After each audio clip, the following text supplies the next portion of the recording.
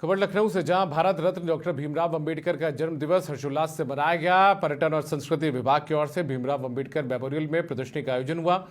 इस प्रदर्शनी में पर्यटन एवं संस्कृति मंत्री जयवीर सिंह ने पहुंचकर कार्यक्रम का शुभारंभ किया। बाबा साहब की ओर से किए गए कार्य और उनके विचारों को लेकर प्रदर्शनी का अवलोकन भी उन्होंने किया। इस मौके पर पर्यटन विभाग के निदेशक मुकेश मेश्राम ने मंत्री को अंबेडकर प्रतिमा और संविधान की किताब देकर उनका स्वागत किया, सम्मानित किया। इसी को लेकर समाचार प्रेस संवाददाता जय त्रिपाठी ने पर्यटन संस्कृति मंत्री जयवीर सिंह से खास बातचीत की है।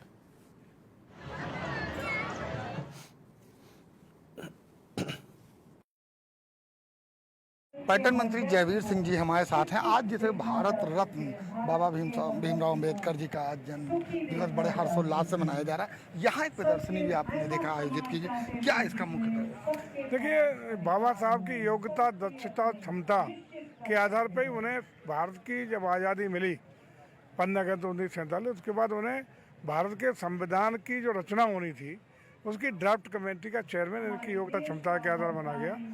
उन्होंने अपनी योग्यता क्षमता को प्रदर्शित करते हुए दुनिया का सबसे बेहतरीन संविधान भारत को दिया और संविधान की छाया में आज भारत का लोकतंत्र फल फूल रहा है। उसी संविधान के बल पर दबे कुचले, शोषित, पीड़ित, वंचितों को न्याय मिल पा रहा है, विकास मिल पा रहा है और देश प्रगति के मार्ग पर तेजी से चलते हुए विश्व में एक बार पुनः विश्व गुरु बनने की ओर, विकसित भारत से विकासशील भारत से विकसित भारत की ओर बनने के लिए अग्रसर हो रहा है। ये सब बाबा साहब भीमराव अंबेडकर के संविधान की छाया में हो रहा है।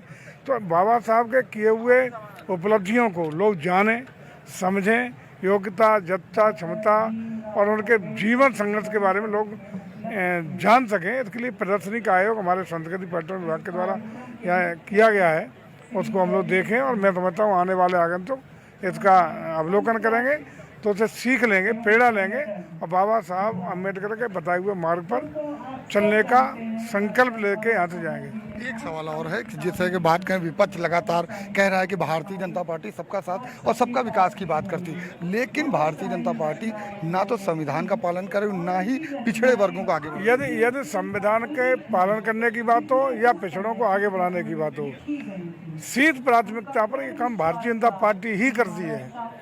आप देखिए, पंचतीर्थ, बाबा साहब के पंचतीर्थ किसी ने चिंता नहीं की। मोदी ने पंचतीर्थ, जहाँ इनका जन्म हुआ, जहाँ पढ़ाई लिखाई की, जहाँ इन्होंने अपना बौद्ध धर्म स्वीकार किया, उन सब तीर्थ स्थल के रूप में डेवलप करने का काम मोदी ने किया। कांग्रेस सरकार ने कभी भारत रत्न नहीं दिया है। वो भारत रत्न तब मिला जब भारतीय जनता पार्टी समर्थन के वीपी सिंह की सरकार थी।